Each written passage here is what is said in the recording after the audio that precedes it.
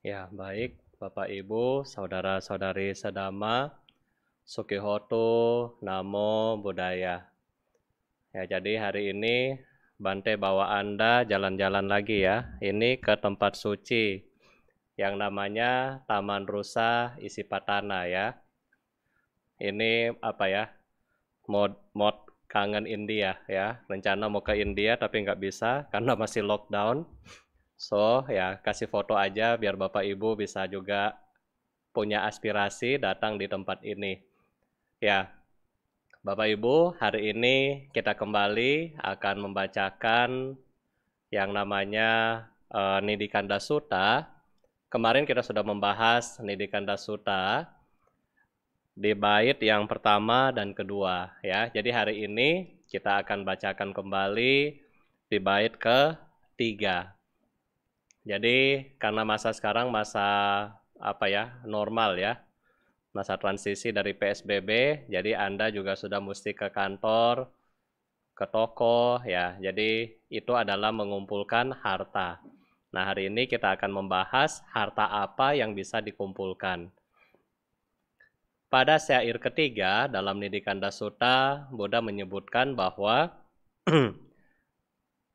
kita sudah mengumpulkan harta, tetapi jika harta itu berpindah tempat atau ia lupa akan tanda-tandanya, atau bila naga-naga mencurinya, atau yaka-yaka mencurinya. Mungkin juga timbunan harta itu diambil ya oleh sanak keluarga, atau ia tidak menjaganya dengan baik, atau bila buah karmanya telah habis, maka semua hartanya pun akan lenyap. Ya, jadi kita sudah mengumpulkan harta, tetapi seperti yang Bante bilang sebelumnya, harta duniawi kita Bapak Ibu bersifat tidak kekal, akan selalu berubah ya. Ini adalah harta duniawi Anda. Nah, kemarin Bante sempat bahas sama anak-anak dari kampus Prasmul ya, Prasetya Mulia, bagaimana tentang saham. Nah, mereka juga bilang dalam penelitian mereka, ya ternyata saham itu banyak yang ini juga ya, banyak yang turun begitu. Nah, sama halnya dengan harta yang Buddha kasih tahu kita di dalam Nidikanda Sutta ini Bapak Ibu ya. Jadi yang pertama, jika timbunan harta ini berpindah tempat. Nah, di zaman Buddha berpindah tempat karena apa? Di zaman Buddha bank belum ada. Ya, jadi biasanya mereka mengumpulkan harta, taruh di koin emas, dikumpulkan. Nah, paling timbunan dari koin emas ini berpindah tempat. Bahkan di India, mereka percaya ada satu tempat yang namanya Sona Bandar ya. Sona Bandar itu adalah harta karun dari Raja Bimbisara. Jadi Raja Bimbisara sebelum dijatuhkan oleh anaknya Ajatasattu, Raja Bimbisara itu pergi ke dalam tempat hartanya. Nah, di tempat harta ini kemudian Raja Bimbisara menutup dengan mantra, sehingga emas dan semua yang kekayaan dari beliau ada di dalam goa itu ya. Jadi kalau Anda nanti ke India, ya nanti coba ke sana. Di situ harta masih disimpan dalam bentuk fisik.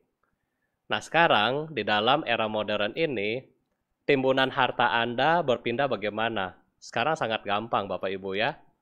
Kartu ATM Anda hilang, kemudian dicuri.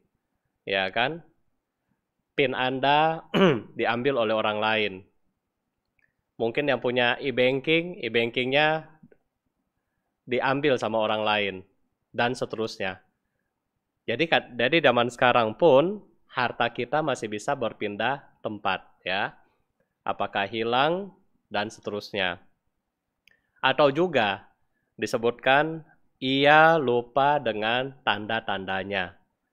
Ya, biasanya di zaman dulu orang suka kumpul emas. Emas kemudian ditanam di dalam rumah biasanya ya.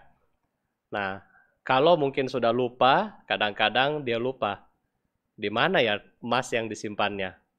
Nah, jadi bisa juga lupa, zaman sekarang juga sama ya. Anda mungkin bisa lupa PIN ATM Anda, dan seterusnya.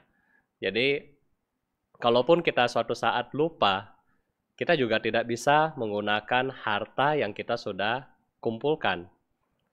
Berikutnya adalah bila naga-naga mengambilnya atau yaka-yaka mencurinya. Naga dan yaka dipercaya mereka adalah makhluk yang suka dengan emas. Ya, jadi kalau misalnya Anda punya emas, hati-hati nanti yaka ambil. Kalau nggak punya berbuat baik ya.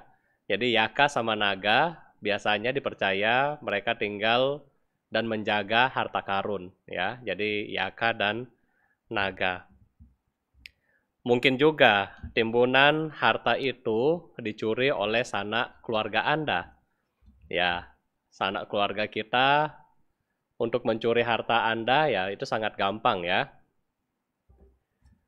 Atau bila ia tidak menjaganya dengan baik. Tidak menjaga dengan baik di sini ada beberapa kriteria. Yang pertama, di mana ketika kita sudah punya harta, tetapi kita hidupnya berfoya-foya. Sehingga kita tidak menjaga harta kita dengan baik. Ini yang pertama. Yang kedua, kita pergi mabuk-mabukan. Ini juga menyebabkan harta kita bisa berkurang. Yang ketiga, ketika Anda mempunyai sahabat yang tidak baik, ya kan? Yang kerjanya ayo arisan, ya kan? Ayo pergi minum, ayo pergi ke diskotik, dan seterusnya. Ini juga bisa membuat harta Anda bisa berkurang karena Anda tidak menjaganya dengan baik. Ya, selain 3 ini, mungkin juga 4, Anda juga bisa pergi dengan misalnya ya, wanita-wanita penghibur dan seterusnya. Sehingga ya harta Anda diambil pelan-pelan sama faktor-faktor yang ini. Ya, oleh karena itu, kita sudah mengumpulkan harta dengan susah payah. Jadi, sebaiknya harta Anda simpan dengan cara yang benar.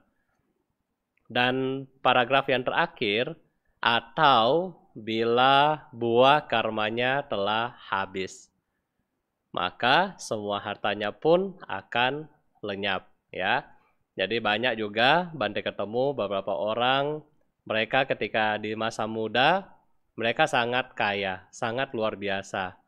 Tetapi di akhir hidup mereka sangat kasihan ya. Kadang-kadang mau makan aja masih susah. Ya, oleh karena itu, kumpullah harta dan kebajikan selama kita masih muda. Selama kita masih mampu. Karena dua hal inilah yang akan menjaga kebahagiaan dan kesejahteraan dari kita sepanjang hidup kita ya. Mengenai buah karmanya sudah habis, mungkin Bante akan cerita besok mengenai Anatta Pindika ya. Bagaimana Anatta Pindika ini adalah seorang murid Buddha yang sudah menyumbang wihara di Srawasti. Jadi besok kita akan loncat ke Srawasti dan Bante akan cerita bagaimana Anatta Pindika ketika hartanya habis. Ya, jadi biar Anda bisa mendapatkan manfaat dari cerita ini ya. Nah, hari ini sekarang Bante akan menjawab beberapa pertanyaan